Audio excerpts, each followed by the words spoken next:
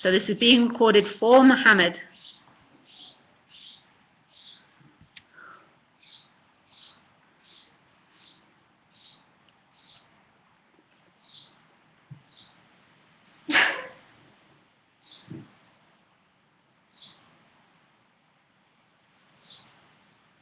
Muhammad, all that comes back to tell you, again, it seems... Oh, you're back. Oh, hello.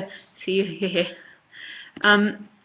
What comes to tell you again is suffering is the dynamic of trying to get love from objects and trying to avoid pain and insecurity. So that's suffering, which seems to be hurting the insides or feeling like it's hurting the insides, or is to do with trying to get love from objects.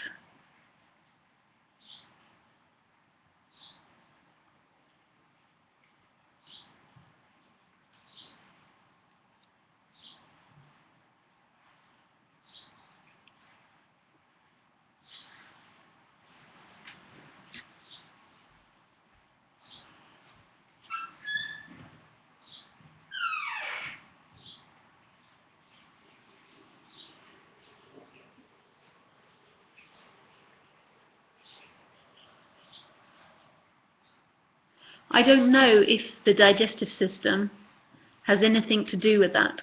It could do, it might not have something to do with that. The me or the personalization might fall away and there still might be problems in the gut.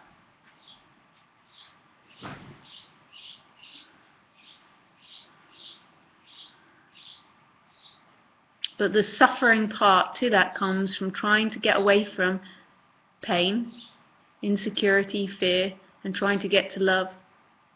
That's the actual suffering. Otherwise it's just pain. Even though it might be painful pain and uncomfortable, it's just pain. The suffering dynamic is trying to escape what is. And while that's that momentum going, and it's not wrong or bad, well, that seeking momentum's going, but while it's there, even if it's trying to look into spirituality to get rid of something, while it's there, there's going to be suffering. While that seeking energy's there.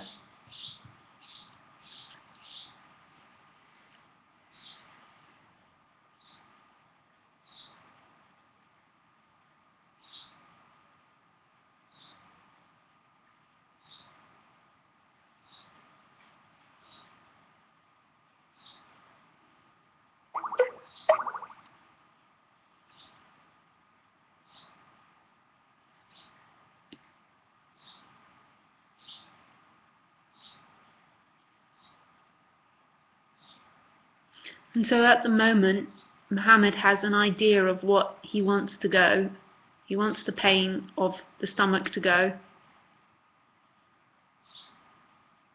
And he has an image and a feeling of what that will look like.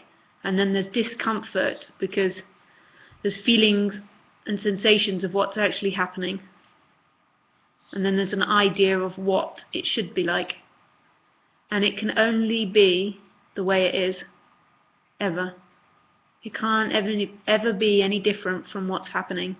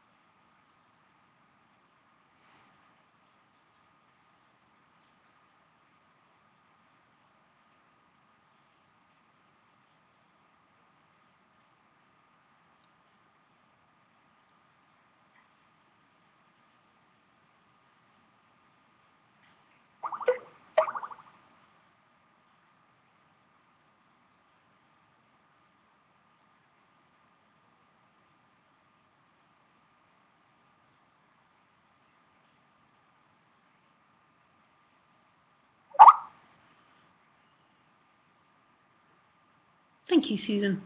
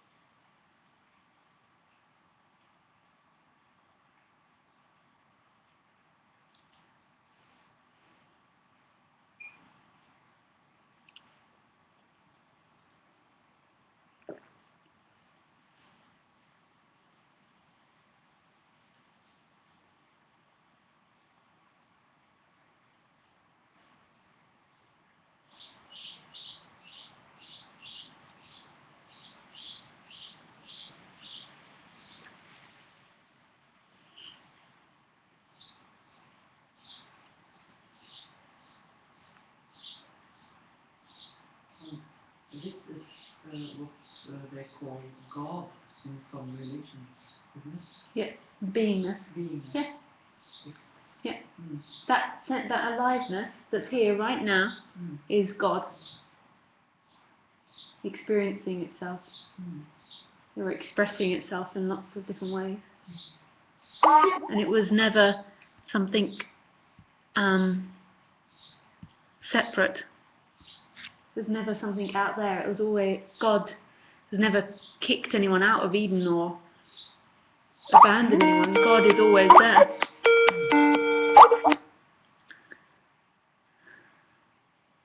And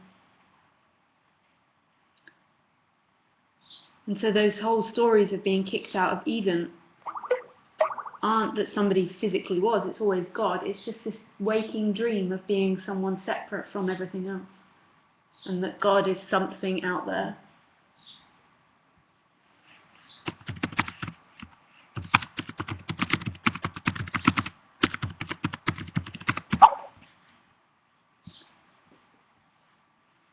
So if no one is there, it seems like there is nothing left to figure out. So practice nothing is personal, being in this alivening, watching events come and go.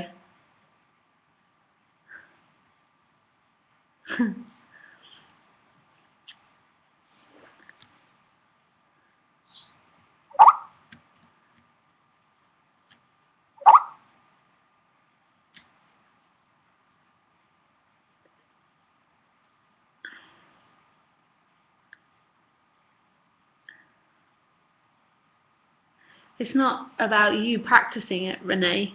It's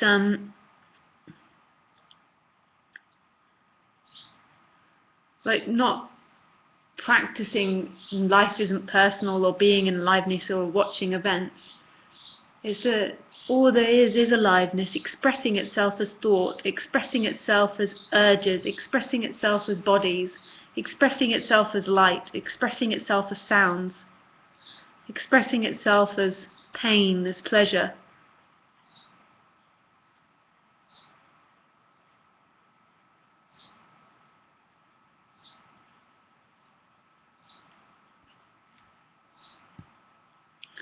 And so practice is just, it's another expression, if that's what happens, of aliveness. But it's never about the end goal, because practice is, okay, I'm going to get to aliveness. I'm going to get to something. And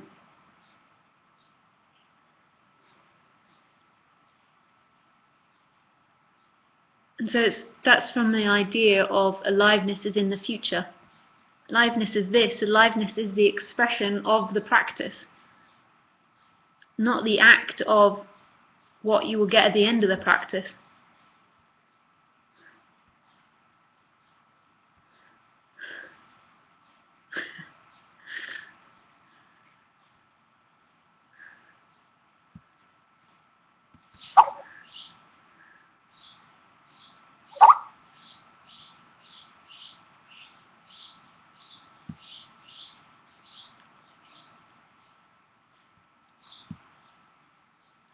I like tomato sauce, Jag.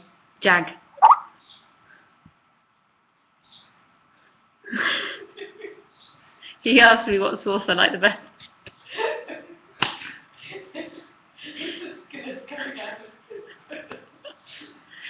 There's this joke. I had this joke with people about the saucy sauce. So it's not like a completely random joke.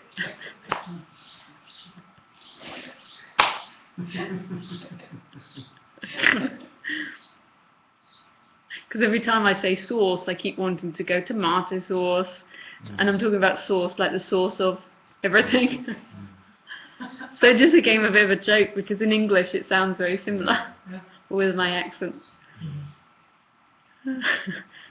Anyway, I like tomato sauce. I like this better. All there is aliveness, expressing as it does. Thank you.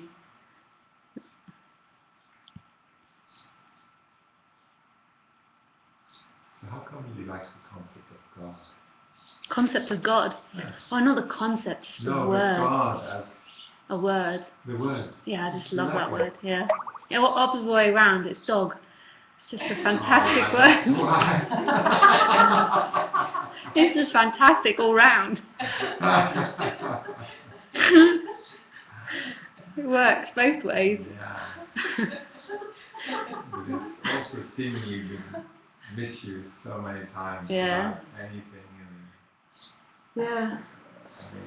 I mean, But here, this is just a memory and a little story. Is when I used to go into the chapel at school, this was at a very young age, and I used to walk down the I don't know what it's, the aisle, is that what it's called? I don't know. To walk down to the front bit where Jesus was and all the decoration. I used to love that. It was like, I knew nothing about God. I wasn't brought up spiritually. It was just at school they had a church. But it was just and so I used to just have a really nice feeling every time I thought of that word, God. There's the sound of the shoes clicking on the floor, the smell of the incense. So it's just a bit of a personal story thing. But yeah, if you've had, like my dad was brought up in Scotland, and his association with God and the word God is, it was war really. That's what his association with God is. We have to invent our own God or the begrep.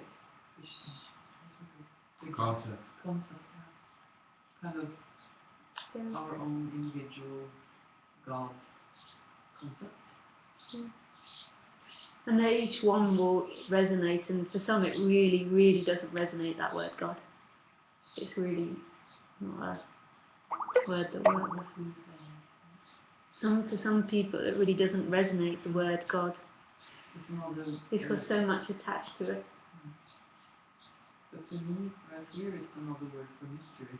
Yeah, me too. I'm not really religious, but now it fits in. Yeah. Kind of. Yeah. Strangely. Yeah.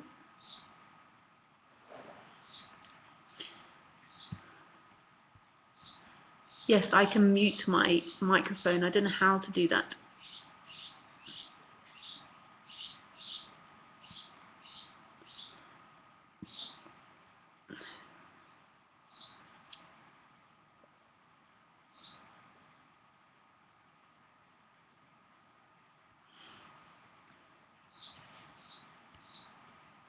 Oh no, it's not for Skype. You want me to do it on Ustream? I know it sounds like I'm shouting a lot of the time on Ustream.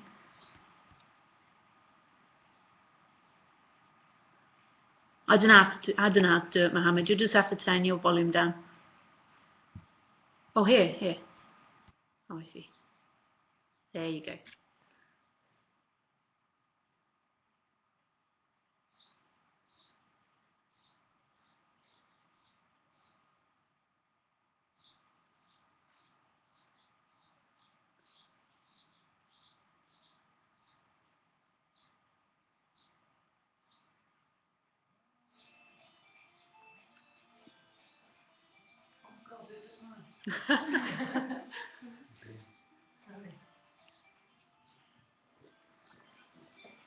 So when you hear the word God, it's negative? Yeah, it's not good for me. No, it doesn't work.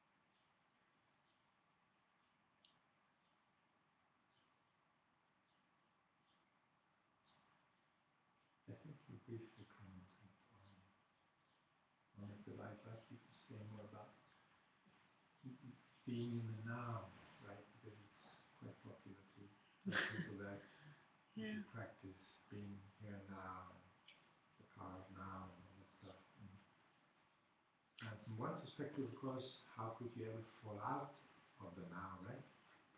Yeah. So There's always this But what do you think those teachers are teaching when they say be in the now? What would that look like? I think they would, what they mean basically is pay attention to. The now. Yeah, pay attention and don't drift away. Don't drift away in thoughts. So that would look like,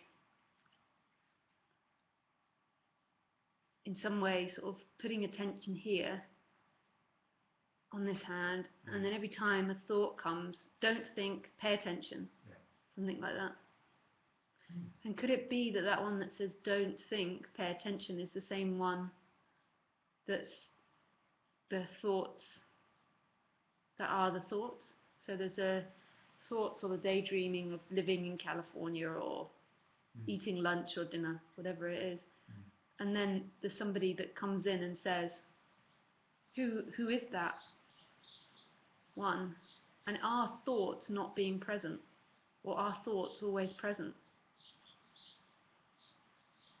Because my interpretation of what people are saying of being in the now is you'd sit there and it would be like, okay, put the attention on the leg. Attention on the leg. Keep the attention on the leg. And there's a feeling of somebody being in there in a position that can control attention and can control positions. But it's that one, that very one, which we're talking about crumbles. It's not that thinking stops, it's that one of feeling like you are in a position.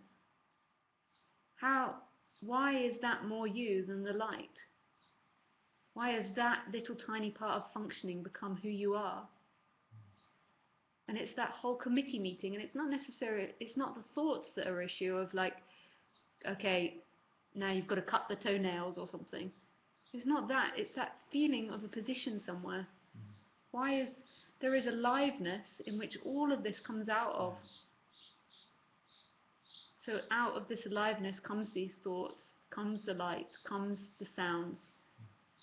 And the suffering comes with that one, that energy of feeling like you are somebody in there directing attention. So it's part of the same game, I would say. But it's not wrong if that's what's happening. It's not you doing the thoughts anyway. You're not the one thinking, and you're not the one that could stop the thinking or stop that dynamic happening. It's just what's happening. But the whole time this focus will stay on a position somewhere. You are somebody that's in here or here, wherever the you is felt.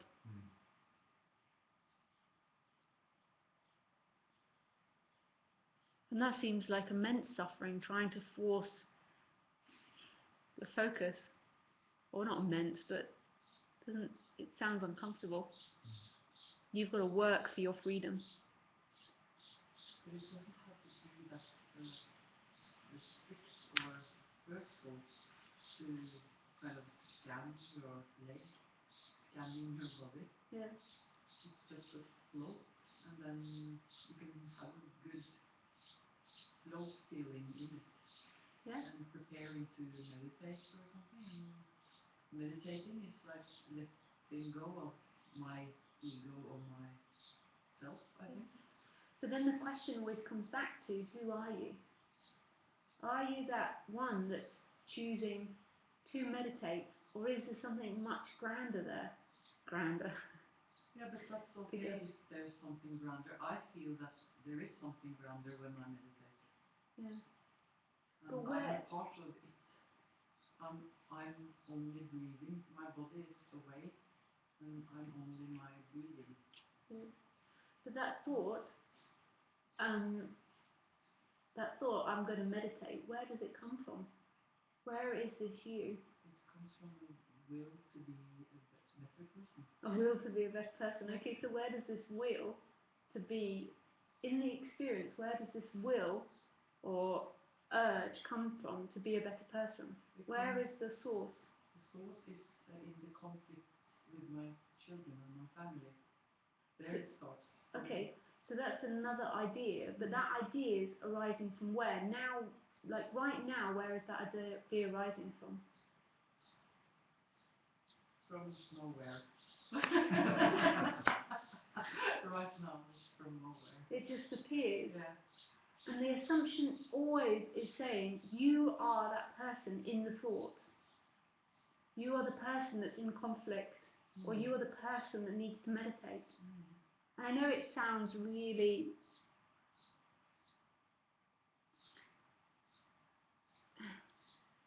maybe a little bit boring, this part, but this is the freedom. This no-placeness, this aliveness where everything is coming from is absolutely boundless and always free. It's only this conflict of character that's for suffering. And it's always this absolute boundlessness, this absolute no-placeness. And everything is coming from that, not just the thoughts. The whole of this is coming from that place. That aliveness that's nothing, that can't be found, there's no position. And this is where then this tight energy of a character begins to crumble, this tight energy of, okay, I've got to do this, or this is right, this is wrong, this tight energy of something personal. And so it always comes, where do these thoughts come from? And there's this boundless, endless, you can't even call it space, it's like, it's everything and it's nothing. But during one day in my life, I would have very many body and mind experiences. I know. Yeah. And because that's how I live. So I choose to have some percentage of that body mind happening. Focus on meditation. So that will give me benefits during the rest of the day. But that's the assumption. Are you sure that it's you that chooses? I'm not sure. But how is choosing happening?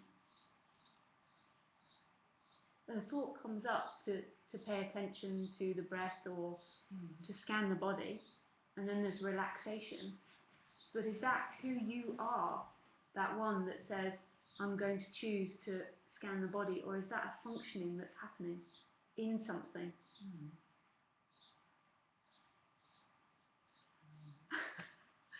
It's okay, you don't have to grab an answer, especially when everything falls away, it's like... I know it's the opposite of what we're trying to get here. The longing that I have to be a calmer person, not very angry on my children and having conflicts. That's actually not what's longed for. What's longed for is the end of the one that's resisting what is. It's not actually the end of the anger or the end of conflict between people, even though it feels like that, because in those moments there's a great sense of resistance that this is wrong, this shouldn't be happening.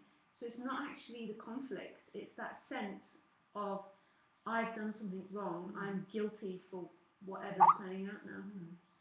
And so then this is where this question, although it might seem abstract, it destroys this sense of personal. Where is it that choices come from? Is it you acting? Is it you that's arguing with your kids, or is there just arguing happening? And like, where does this thought come from? I am choosing to meditate. Is there somebody there that chooses to have that thought? Well, I'm there to choose that Thought. Who's that I? My intellect. Intellect. Catherine's intellect. Catherine's. So it feels like an energy, right? It really feels like there's somebody there choosing. Yes, because I'm fulfilled with this willingness to be a better mom. Yeah.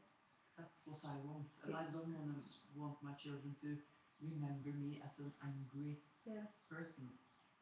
That's because I can choose to ask, is there really you being angry, or is there anger, only anger? Yeah. You ask me, and for me maybe it's only anger, but I know for my kids they see an angry woman, and that's their mother.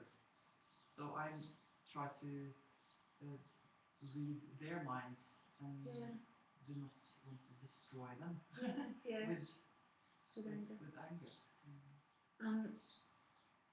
The way life is though, and this might be really unsatisfying for that part that longs not to be seen as angry, is that life happens and it feels like you have the choice to control anger or get rid of anger, and that your happiness will be in not thinking that your kids see you as angry.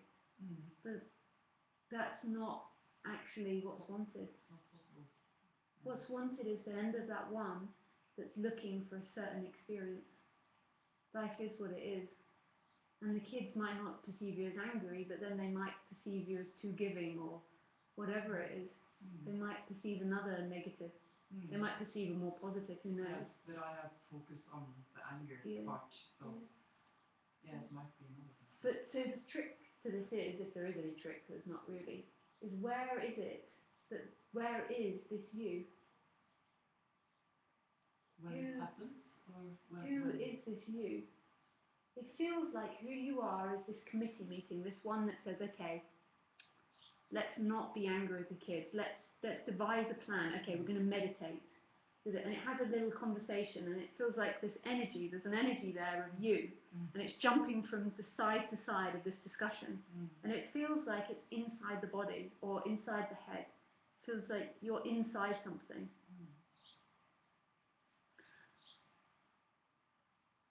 So the thoughts say, I'm going to choose not to be angry, and there's a feeling that comes with that. But how is that thought chosen? How does that thought appear? And where is it coming from? My anger is so fast, it's like lightning. Yeah. And it strikes me. And sometimes I feel that I deserve to be angry because now I'm trapped and you're all making a big mess in my house and and then I'm so angry. How can you do this and just be good? And it happens in only a few seconds. And after that, I even now I feel this almost a sweetness inside, because it's such a relief to just get it to come out. Yeah. So I feel that I deserve it. At the same time, I feel very ashamed. Just 1 second afterwards. Yeah. It's really a big shame. Yep. And I can assure you, all suffering comes from that dynamic of shame, that dynamic of this is me that's controlling life, that's controlling responses, that's controlling emotions. And all suffering comes from this sense of personal. I am someone that's controlling my feelings, my thoughts. But how? How is a thought done? If you can control that anger, or if you can control those thoughts, then why can't you find where they come from? If you can find where they come from, then surely they could be controlled. But we can't. No, that's right. I can't. And the suffering isn't the anger. As you say, the anger is actually relief. The suffering comes with, I shouldn't have done that. I assure you that's the suffering. I know. Not the actual response of the kids. The kids are most probably, they're quite young, they're most probably over it really quickly. Yes. They're like, sorry mum. Yeah, sorry, and then they play with something and then they run around and then it's over. But sometimes it's, the little one, I think I scare her sometimes. Yeah. She just stands there. Mommy. That's, Oh, I'm sorry. It's just that you don't spill the milk all the time. Yeah. And I continue. But it's not known why that has to happen to the daughter. And it's not love trying to, it feels like it's love trying to protect your daughter from the way that you feel in that moment. But actually maybe love is just the end of resistance. I know it really doesn't sound like it. It sounds like love is this ideal mother that never shouts, that never gets angry, that maybe love is the letting of life happen. And if that's anger, then that's what it is. That just sounds the most outrageous thing to society, because society is so much about the controlling of feelings. You shouldn't feel this, you shouldn't behave like that. But imagine kids that grew up with parents where the parents just expressed themselves and then the expression was gone. Like, dogs are really amazing if you watch dogs. I know the other day we had resistance against the doggy talk, but so if you watch a pack of dogs together, like a big group of dogs together, they're often telling each other off, but then they're over it. So my little one often got told off. So she'd go up and she'd be too playful and they'd be like, "Arr!" And then they would stop and she'd be like, "Coo, coo, coo, coo, coo," again, like she'd be like that for a second, and then that one would stop the anger and it'd just be gone. The anger was just gone. And then the fear for the little one was just gone. And then it would just be like, coo, coo, coo, coo. Like the puppy, she just got up and carried on with the next thing that was happening. And it was like things were coming and going just continuously, and it wasn't about the, like, we assume that for the puppy to stop feeling scared or to not feel scared, what we have to do is not scare them. But what about if it's just that the other dog is just being angry and then it's gone, and then the puppy's scared and then it's gone? So just being completely spontaneous. It's because I think I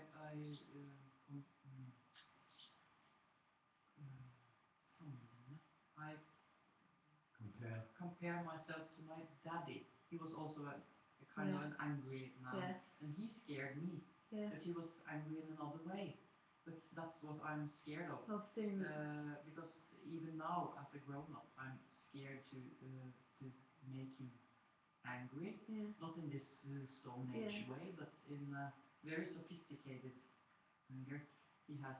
And I think that's the most scary part, that even now I don't want to go there, making him angry.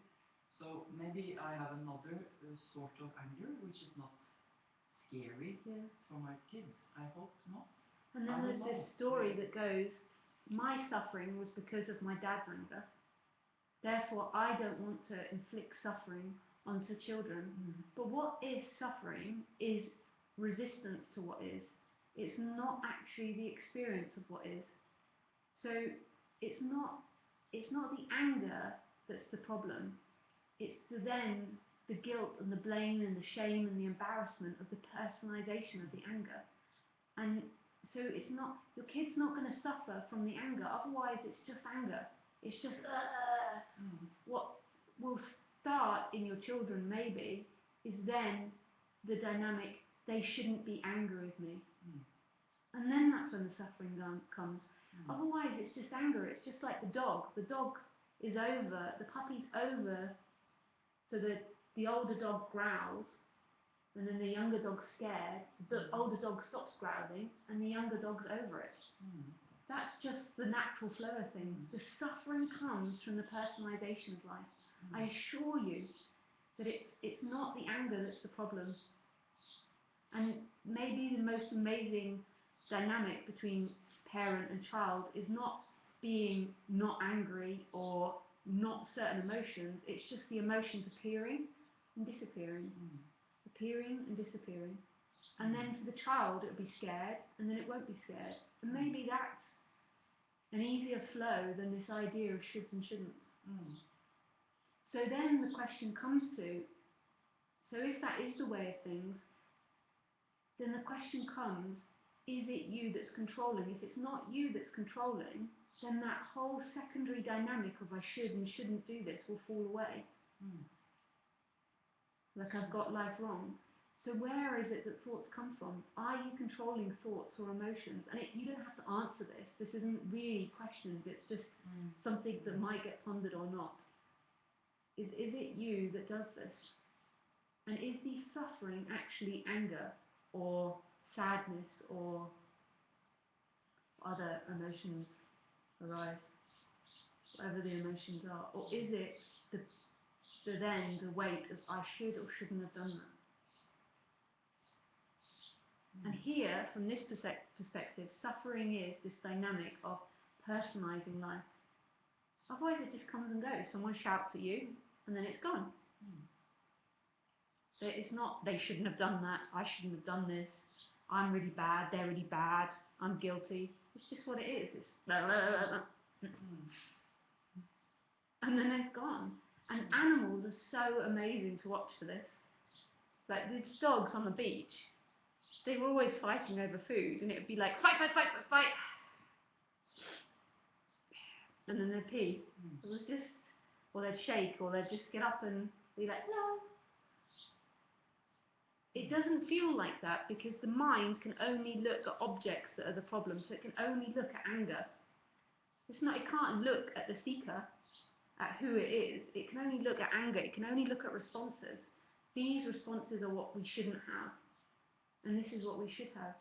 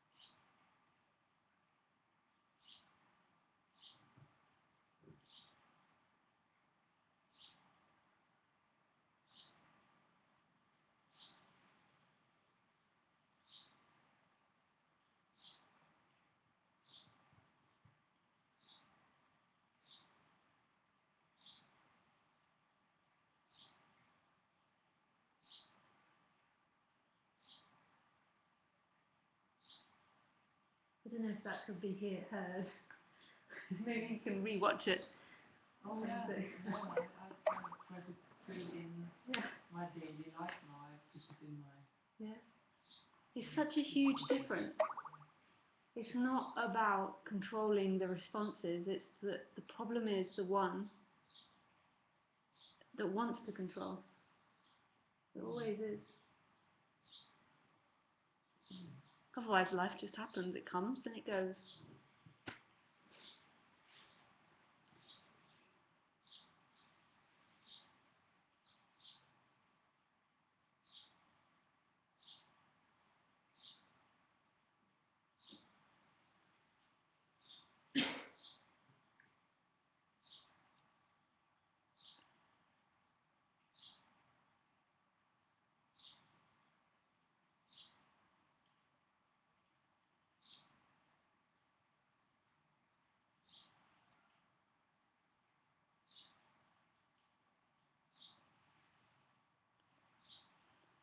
It's quite a full-on subject because society is always teaching morality and always teaching what's... So this can sound just shocking to the mind. But it starts in schools very early, doesn't it? With kids. I mean, it's the teachers at schools with my son. Yeah. And I'm not even suggesting it should or shouldn't be taught the laws of society, but it's just seen as an impersonal functioning. It's not somebody's fault. No, but they get that guilt thing quite early. Yeah. They're right and wrong, and I've done this, and I shouldn't have done that, and I shouldn't behave in such and such a way. And that is the weight of suffering. It might be noticed that next time suffering's happening, it's all around personal doership. That you did something wrong. And so this is why, when it begins to be seen, there is aliveness, and there's stuff just appearing out of liveness. It's the same with emotions, feelings, and thoughts. It's not somebody choosing to have them. They just appear.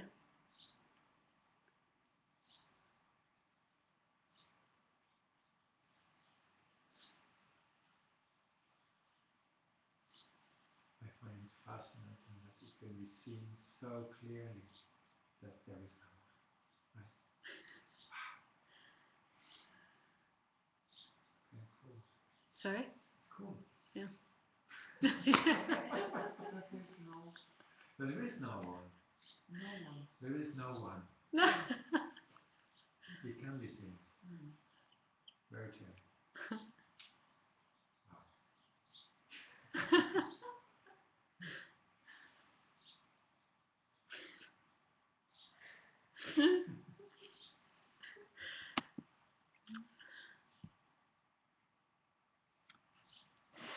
Oh, it's too low now, the recording. Oh, okay. Okay, we'll turn it back up now. There we go. We can hardly hear the questions from the people. Okay, we'll turn it right up. Woohoo! I'm happy for that too. They can't hear you. So now everyone's turning it down because I'm blowing out their little earplugs. When you speak to others, okay. It could be, it's better if you could increase the volume of the recording and that each one regulates the volume from his computer. Yeah, okay, so everyone just turn down your volumes. So this is from Marianne, who we've heard from a few times. I don't care if there is a me here or not. It's just that I'm looking for home. I know that I'm already here, at home, but there is seeking for it, as if it were somewhere else. If seeking drops, home will be recognized. At least that's the story here. It's not that exactly seeking that home will be recognized, it just is home, but it's always home. I know that. I'm such a pain in the ass with this. It is always home. It's here.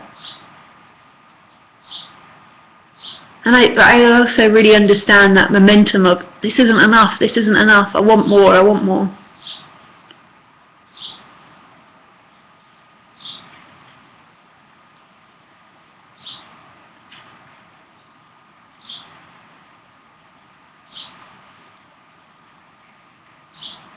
Like that first sentence, I don't care if there's a me in here or not. Yeah.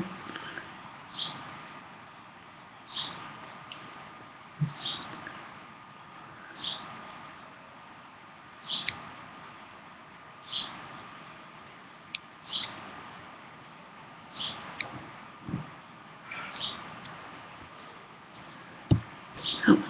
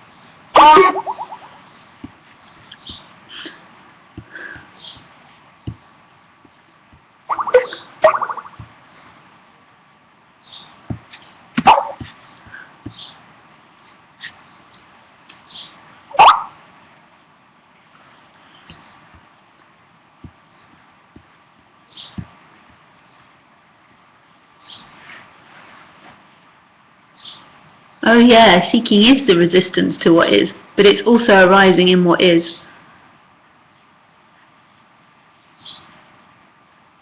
But it is what is. It's arising in this absolute timelessness, this aliveness.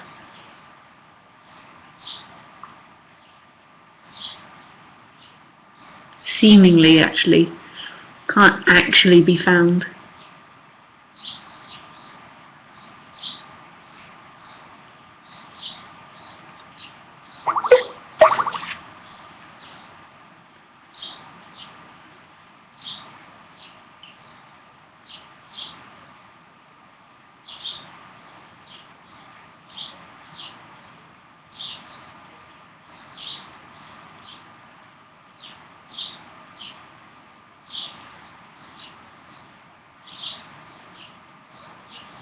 So the why question kind of talks also in this, right? The existential why, but like, why is my coffee leaking out of my cup might happen. And there's a looking, like, to see what the problem is. But the existential why, it's all just seen as, like, a practical why might appear. But it's all, it actually could come up, but it's funny, like, why? It will never be found or known. It is because it is. No, but usually a lot of energy goes into why. I mean, why did this happen to me? Why did they do this? Why? Oh God, yeah. All this. Yeah. This is the personal agony in relationships. Why are they doing this to me? And often there's a sense of victimization.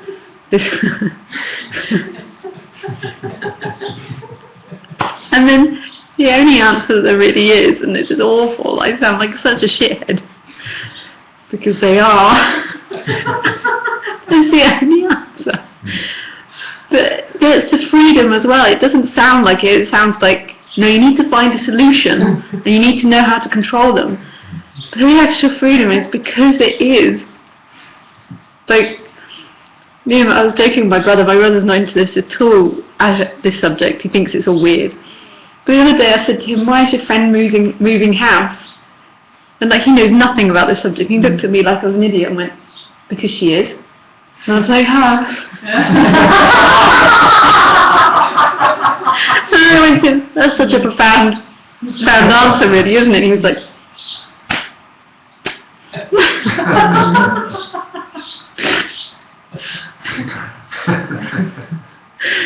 That's so funny. And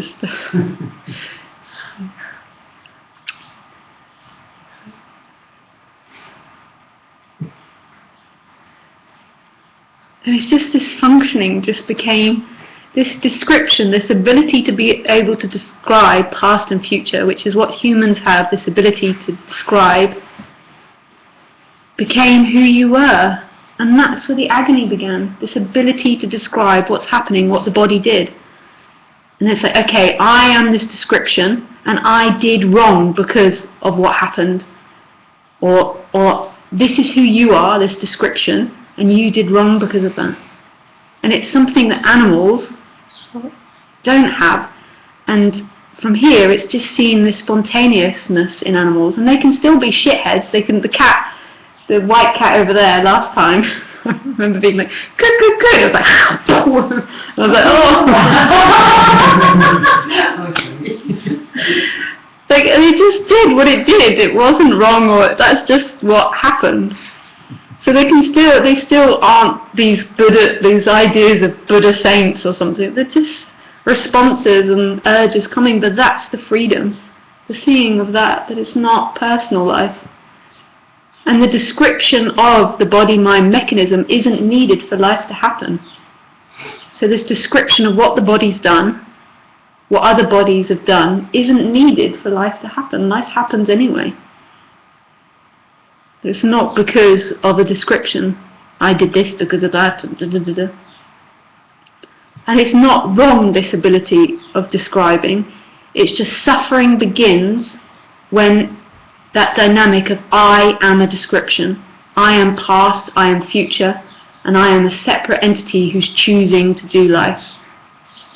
And it seems so obvious once this begins to get explored, but when that story is really loud, that really feels that's the reality.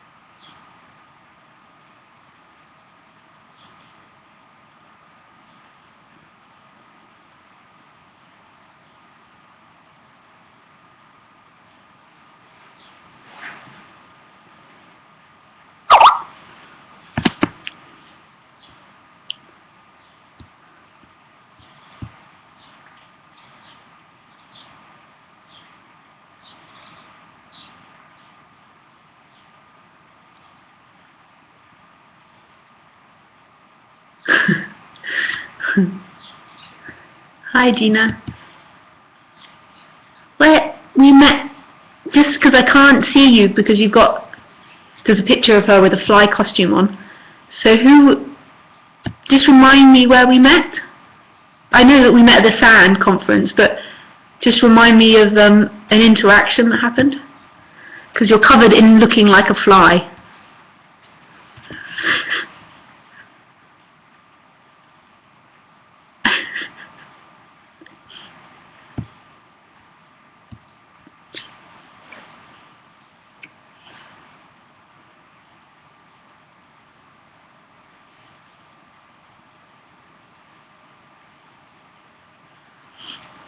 Anyway, welcome to Ustream. It's the first time you've seen the Ustream channel.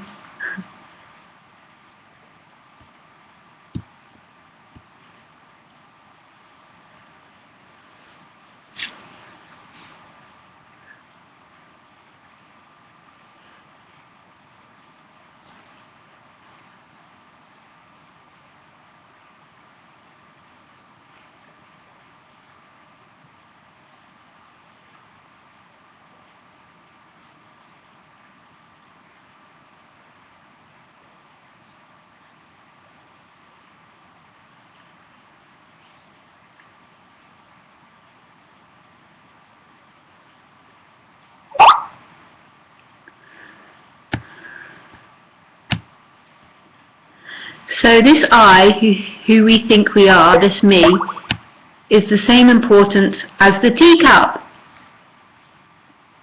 as a torn piece of paper, a door. This I, body-mind, then is nothing special like it thinks it is, right? It's the same as all of it, yes. So we lose it in a way, kind of refreshing. Yet the story appears in aliveness just like everything else. The descriptions of the past and the future and what the body did appears in aliveness. The story of the person isn't the source of anything. It's something, a functioning that appears in aliveness, and aliveness is absolute timelessness. It's absolutely still, and it's always this aliveness. And the other side to aliveness is it's loud and in movement simultaneously. But it's always this timeless aliveness. And it's absolute boundlessness. The aliveness isn't coming from the body. It's not rooted in the body. It is everything, everything, and no thing. And that's the love affair.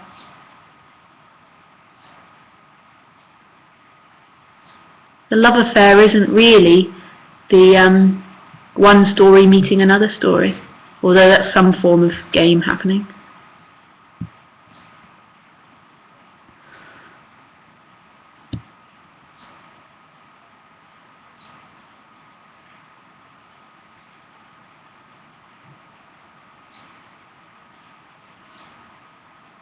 Oh yeah, hey Gina. Oh yeah. Oh, nice to connect with you on here. And say hello to Kieran.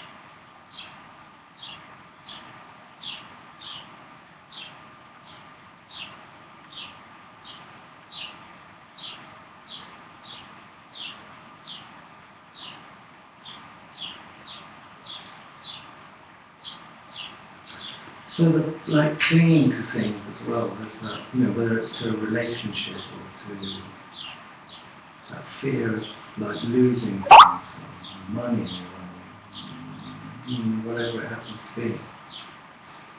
Like that. I don't really know the question. Yeah, and it's an energy more important than anything. Yeah. You did a physical it comes like this, and that's suffering.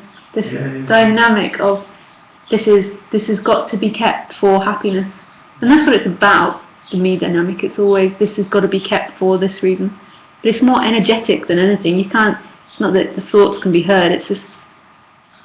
But the nature of life is that everything changes. That's it. Continuously. Sure, yeah. And often we'd be a lot happier without it. Yeah. And it's so nice in a way. Sometimes when things are lost, because it's like, well, it was okay actually. The ideas around having it weren't it anyway.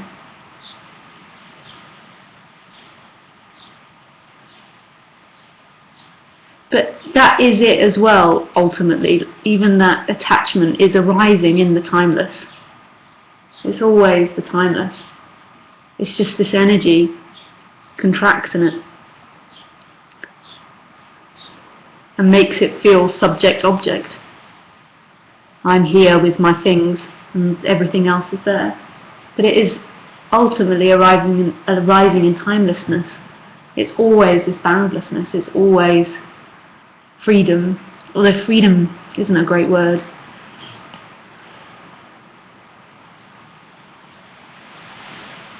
But then when this energy of personal comes, it's suddenly this energy of me there, me objects.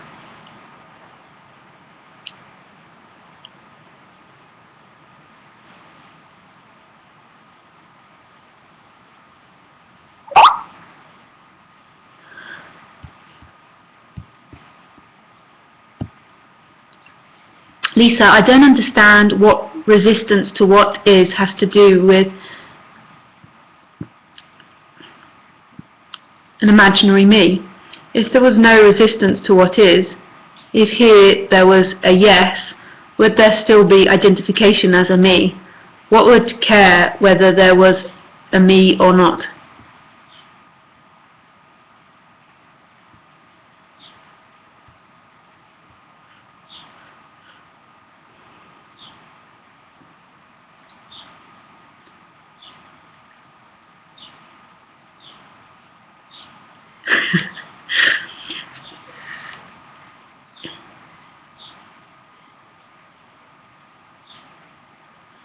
That resistance and the me are the same thing. But yes would be a positive activity of something. It's not an internal yes, it's just the end of that energy of no.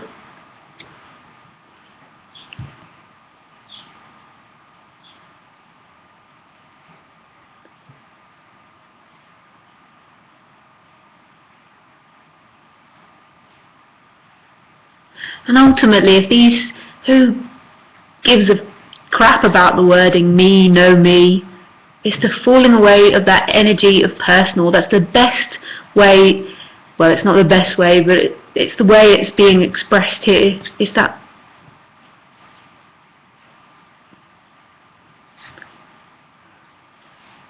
who cares the words it's put in, really? So this I who we think we are, this me, this is from Renee, is the same importance as, oh, we said that. I understand it is everything, but what do you mean by nothing?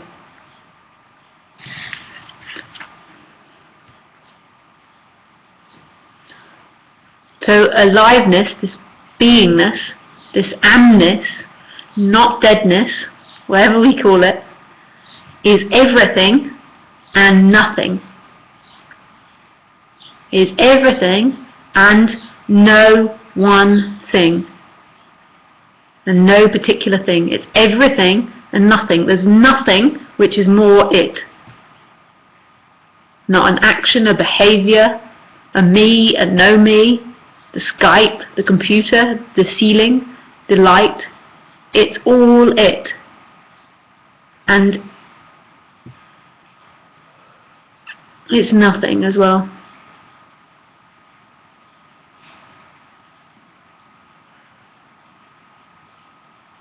And it's happening and it's not happening. And this can't be intellectually understood. That makes no sense intellectually. It's moving and it's not. It's loud and it's quiet. Everything and nothing.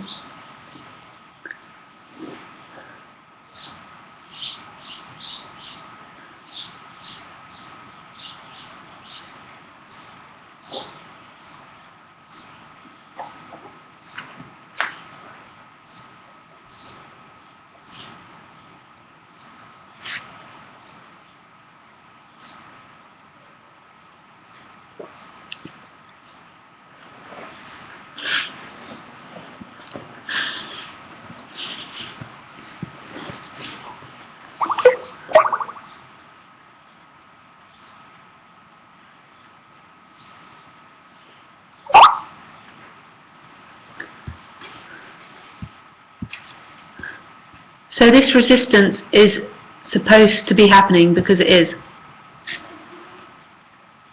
Yep.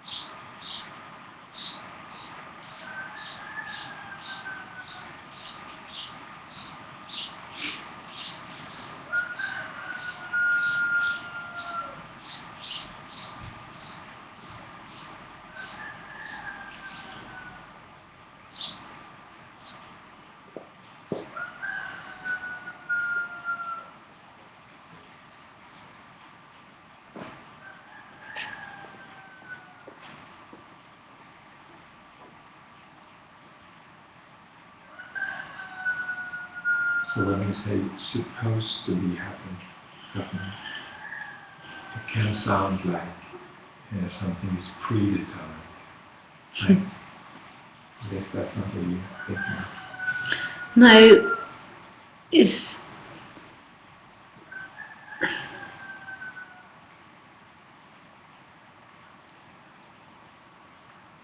it just couldn't be any other way, ever. And that's the experience. There's only ever imagination of it being a different way. It's always the way it is. But I used to use the word predestined, I think. Or a mesh, I can't remember. I might have used it. These things, because of the internet, have a way of coming back all the time though. I can't remember if I did. But Ramesh for sure used to use it. Did okay. Good. But not in the sense that there is someone outside controlling the I don't think so. No, I don't think so. But he meant it. He used to say everything's in the can. Like it's all already happened. It's all going to be that way. The film's already shot, he used to say.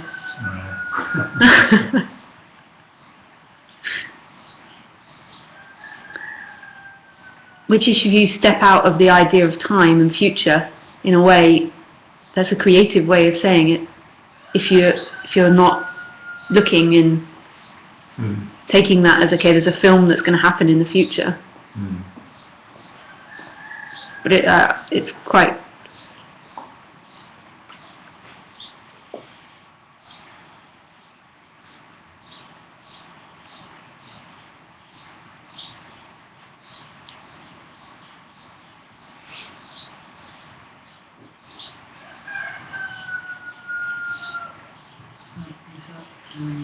Your thoughts and opinions about meditation is not well, it's not the most positive.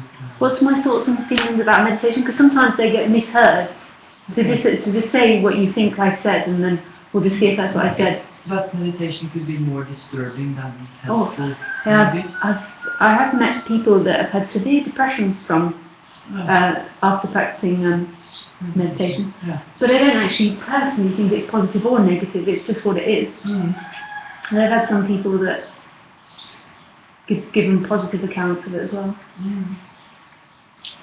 But are you meditating when you close your eyes now, when you are with us, or is it only a focus? It depends on how you use the term meditation. If it's somebody putting effort into being present, no.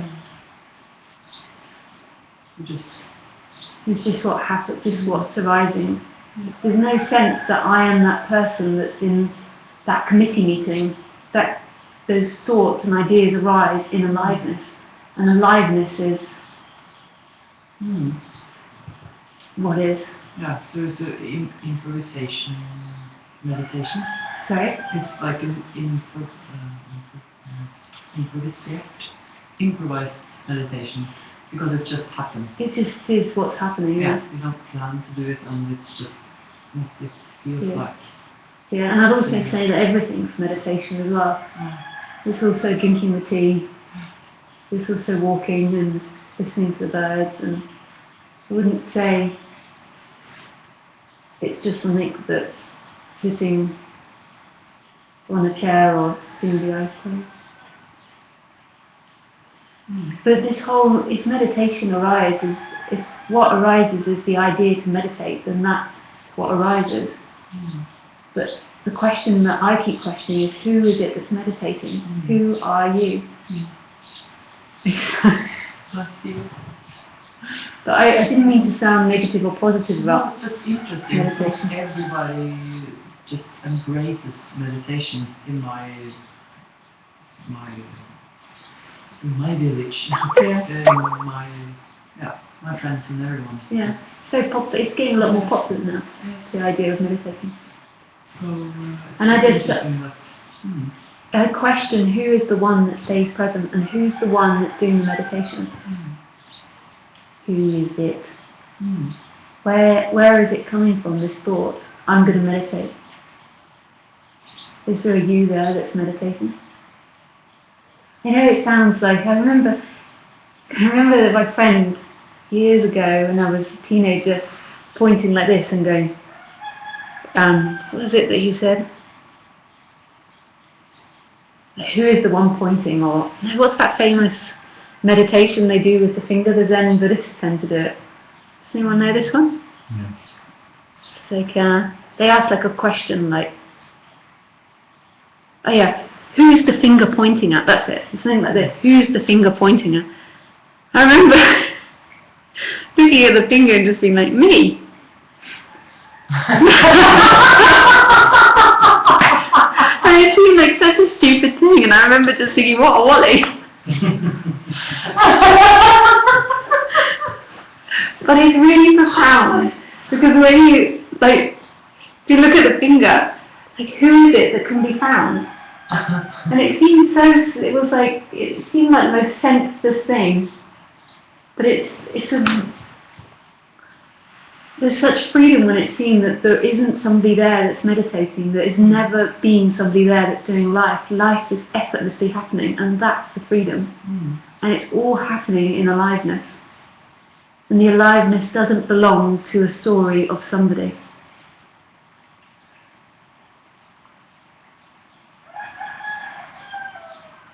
And aliveness isn't bound to the body. It's not something that's inside a body or inside something. It's everywhere. It's everywhere. But while the focus is on this committee meeting, like I'm going to do something, then there's this energetic expression of boundedness and trappedness. It's just wanting to have peace of mind and a clear, a clean mind. Yes. It's like the computer needs to be, have to write it, and we have to take a shower, and we have to brush our teeth, and we have to clean our minds. That's just, it's as natural and necessary as that, to meditate or to just take the reins out and wash them. And that's what I hear people saying that a lot. And the most amazing thing is that clean mind is here. Yeah. It's not in the future. It's always here. It really feels like in that thought process it's something that's got to be got to. Because I feel something special afterwards. Yeah. And some days after I've done it feels good. Yeah. So therefore the meditation will more than likely keep appearing, and that's not wrong. No, but it's not the concept here. The here is the freedom is here. It's always here. It's not something about doing something for the future. That clean mind which is longed for is this. I know it feels so abstract to logic. It's more of a sense, it's more of a, rather than an understanding, there's this beingness that's been affected by nothing. That is everything and nothing. You are working now, because you're working with telling us this. Oh, it doesn't feel like that though. No, okay, because I wonder how you go and clean your mind, how do you get together again, because it must be a bit exhausting. No, it's absolutely effortless. Actually, the jaw is a little bit sore, but that's just the body. Yeah. When it's seen that it was never me acting, there was never somebody here that was doing this, and life is absolutely effortless. It's just happening. It's not I have to think about what's being said, or I have to make sure you get it. It's just words coming out. Absolutely effortlessly. So the question always comes back to, who is the one that does life? Who is that? And it's not really a question in a way that the mind thinks it is. It's not an activity, but it's something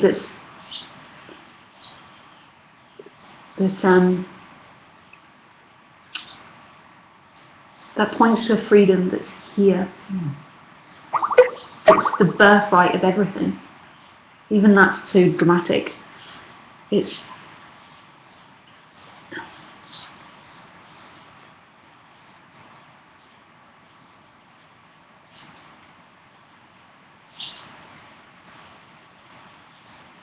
that clean mind that's looked for, never left. They never left.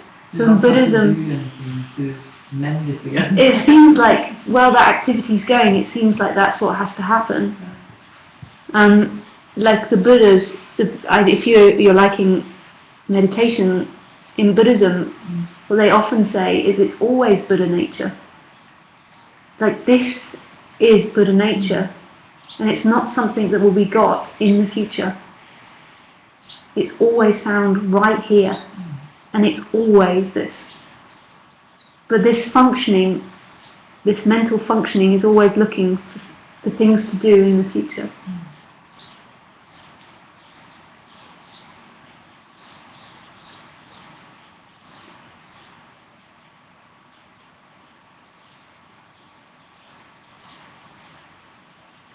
But if meditation happens, then that's what happens, and it's not a negative. It might have sounded like that when I was questioning who did it, but it's kind of...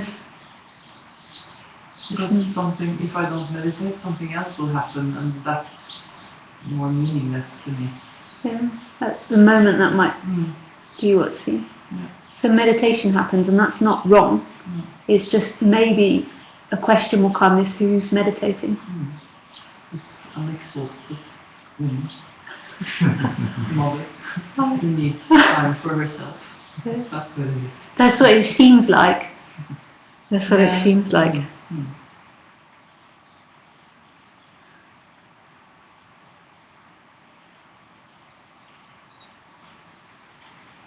If you feel to, this is recorded on, I don't know, beep beep.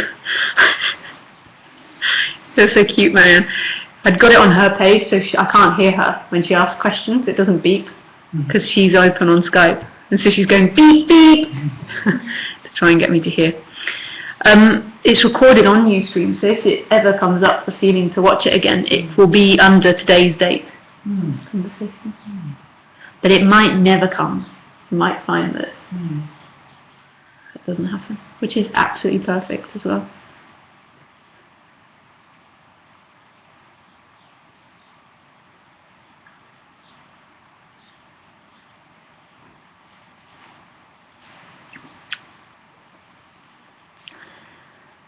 So that's time. Oh, sorry, I didn't look to see what your question was.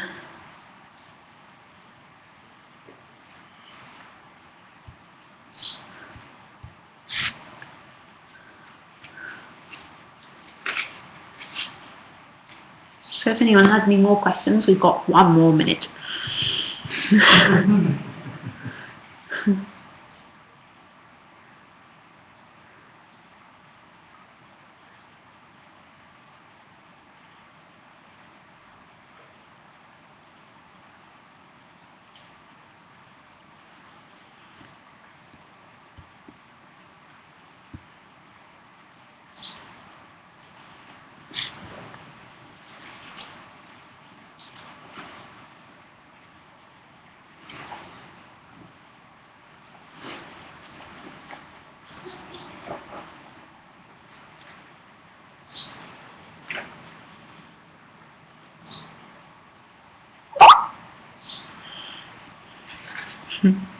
Thank you, Renee.